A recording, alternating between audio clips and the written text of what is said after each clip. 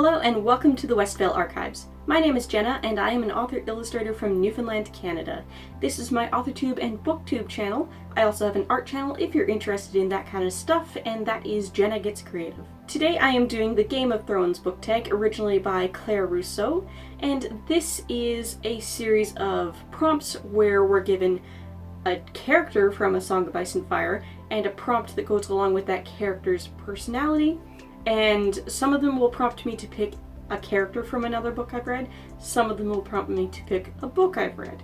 So let's get into it. And pause for a quick disclaimer. This is one of my backlist videos that I haven't released yet, and I filmed it before the J.K. Rowling PR nightmare, before we decide to boycott Harry Potter stuff, which is why there are still Harry Potter items behind me on the shelf, and it's also why there will be one question missing in the middle of this video. I cut that question because my answer was Harry Potter related. I don't want to promote those materials anymore. I do have an alternate answer in the companion blog post, which is linked in the description down below. In the description, I also have Amazon links for all the books. The links in the description for the books are all .com site links. If you would like .ca or .co.uk links, those are in the blog post.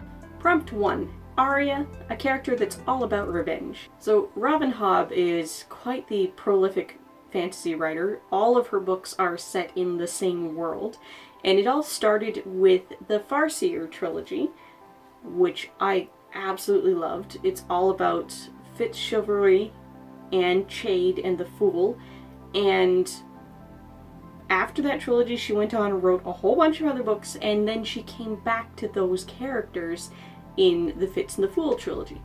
Well, after the Farseer trilogy, after their big story, big adventure is done, the Fool went off, did a whole bunch of other things all by himself, and at some point in that, he went back to Claire's, where the Whites come from, and at first he was treated well, and then he was arrested, basically, made a prisoner, and tortured because the Whites foresaw that there was an unexpected son, an unexpected prophesying White out there in the wild, and the Fool and or his catalyst, Fitz, would have something to do with it. So they've tortured him to find out who the unexpected son is, where the unexpected son is. Tortured him within an inch of his life many times. And finally he got away, and he's been traveling for years trying to get back to Fitz so that Fitz can help him. And his driving force throughout this trilogy, every decision the Fool makes, regardless of whether he's being the Fool or being Lady Amber or any of his other personalities, he's bent on revenge against the Whites. He wants to go to Claire's, kill them all, burn the place to the ground, no matter what it costs. Prompt 2. Varys, a book featuring political intrigue. And right here, I'm going to plug The Savior's Sister by Jenna Moreci. This book is in pre-sale. It comes out on September 29th, and this is book 2 in the Savior's series. This is the companion/sequel to The Savior's Champion. It takes place at the same time as The Savior's Champion. If you read them out of order, you will spoil The Savior's Champion, but reading The Savior's Champion obviously doesn't spoil The Savior's Sister. But anyway, this follows everything that's going on behind the scenes of the tournament, and we do have a lot of political intrigue because Vrondis, the sovereign of the kingdom, he's got a lot more power than he should have. He's supposed to just be the Savior's husband. He's supposed to just be assisting her in her rule over the land, and he's not. He murdered his wife, and his daughter was not supposed to survive, but she did, so she's the upcoming savior. At this point, she has come of age. The tournament to determine her new husband, her new sovereign, is taking place, and he's trying to arrange to have her murdered. And throughout the years where his wife is dead, but his daughter's young and coming up, he has formed a Senate, and the Senate has this democratic process going on to make decisions about the realm, and through this, she's always outvoted. She has no power in her kingdom anymore, so definitely fits in for a book with a lot of political intrigue. Prompt 3, Joffrey, a villain you love to hate. So, when I was in high school, I was in the honors stream for English, so we read a lot of Shakespeare, and not necessarily the plays that everybody else was reading. And when everybody else was reading The Tempest, we were reading Othello. And after we read Othello, we went out and saw Othello performed.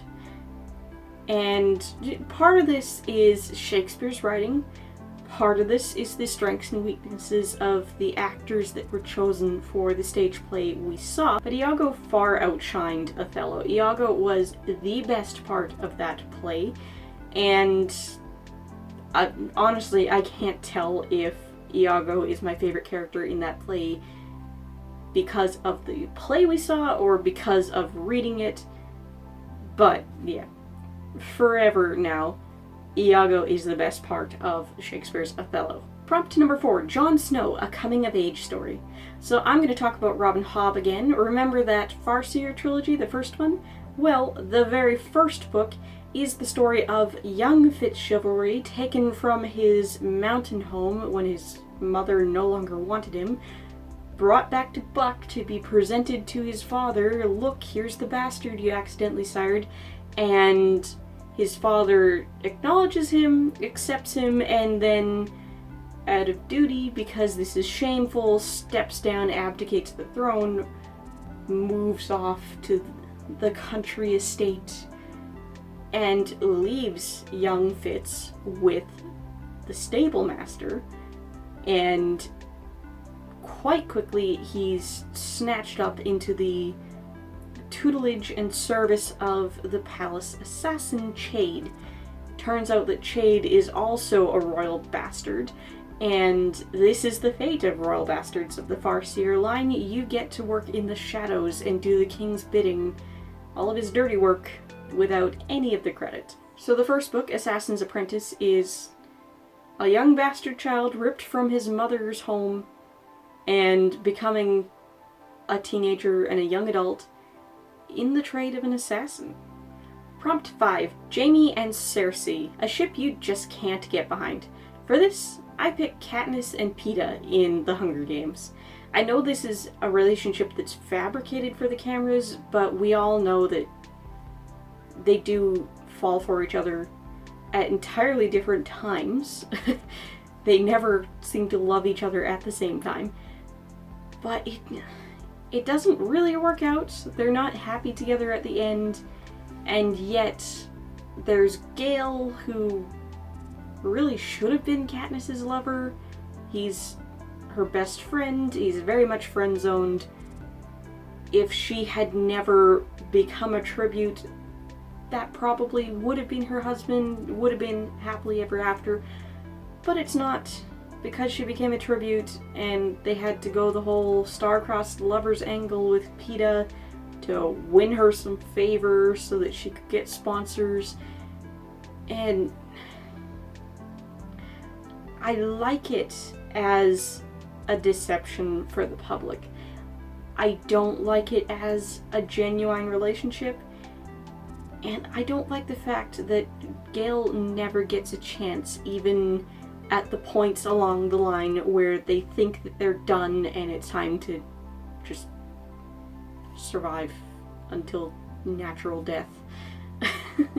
Gale never gets a chance, and he's such a nice guy. I'm not so sure Katniss deserves him by the end, but he loves her, and he deserves to be with the person he loves. Prompt 7, Dany, a book featuring dragons. I am going to forgo mentioning any of the dragon books that I have already mentioned before on this channel, since I'm fairly new on this channel and I don't want to get too repetitive. I'm going to talk about Eragon.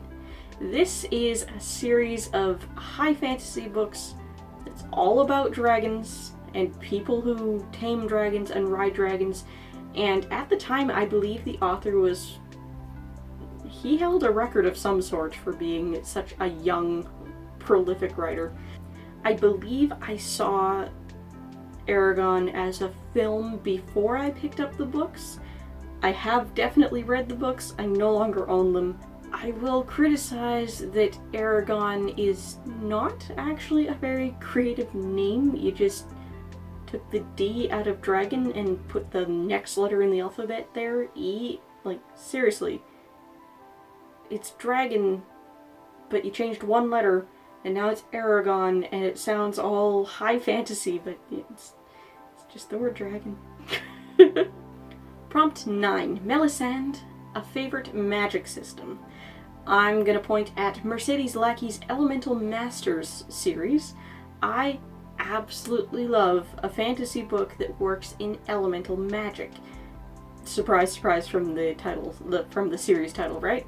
If you're unfamiliar, this world works with the Aristotle elements: earth, fire, wind, and water, and if you are born with magical talent in this world, you have access to the elemental creatures of just one of those elements. We find out a few books into the series, actually, that if you are an elemental mage and you go rogue, you go evil, you start to get powers of the opposite of your element, but not like fire gets water.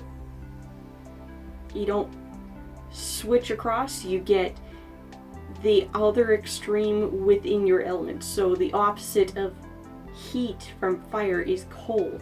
So a fire mage that goes bad becomes an ice mage, which is a really cool concept. I like that twist that Lackey puts on the elemental magic thing, so the Elemental Masters series is what I picked.